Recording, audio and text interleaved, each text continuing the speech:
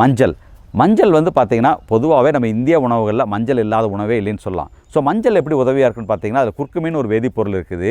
இது ஒரு பவர்ஃபுல்லான ஆன்டாக்சிடென்ட். அது மட்டும் இல்லாமல் நம் வயிற்றுக்குள்ளே இருக்கக்கூடிய நன்மை பயக்கும் பாக்டீரியாவை பாதுகாக்க அது உதவியாக இருக்குது.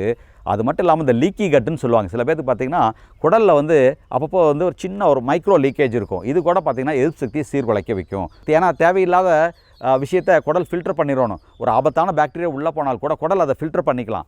ஸோ அப்போது அந்த லீக்கி கட் இருக்கும்போது என்னாகும், தேவையில்லாத ஆபத்தான ரசாயனங்கள் இல்லை கிருமிகள் நம்ம ரத்தத்தில் கலக்க வாய்ப்பு இருக்குது. அதை குடல் வந்து நல்ல ஆரோக்கியமாக இருக்கிறதுக்கு பார்த்திங்கன்னா இந்த மஞ்சள் வந்து உதவியாக இருக்குது. அது மட்டும் இல்லாமல் மன அழுத்தத்தால் ஏற்படக்கூடிய மாற்றங்களை ரிவர்ஸ் பண்ணக்கூடிய சக்தி மஞ்சளுக்கு இருக்குதுங்க. குறிப்பாக நம்ம மன அழுத்தத்துக்கு காரணம் அந்த கார்டிசோல்னு ஒரு ஹார்மோன் நம்ம கிட்னிக்கு மேலே அட்ரினல்னு ஒரு கிளாண்ட் இருக்குது, அதுலேருந்து ரிலீஸ் ஆகுது.